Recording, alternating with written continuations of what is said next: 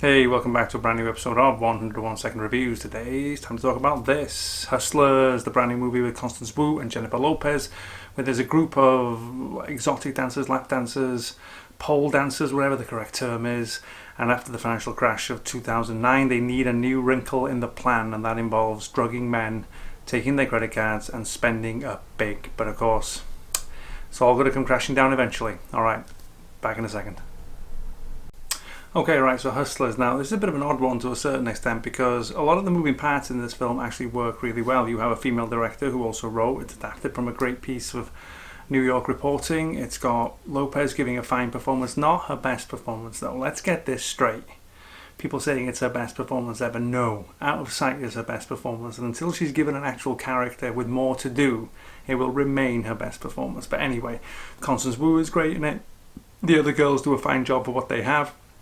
All-female cast.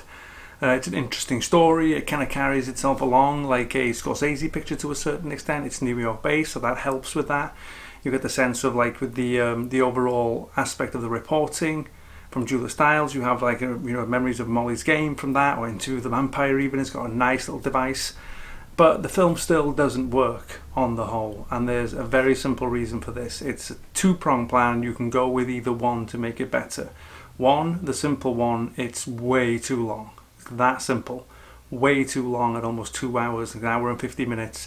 You need to cut at least half an hour out because the overall conception of what's going on in the film, you can explain that in less than 3 minutes. And so the fact that you have to sit there for like 100 minutes for all this to develop is too long. Or, like in Molly's Game, you can take the other approach, and that is to make the characters interesting.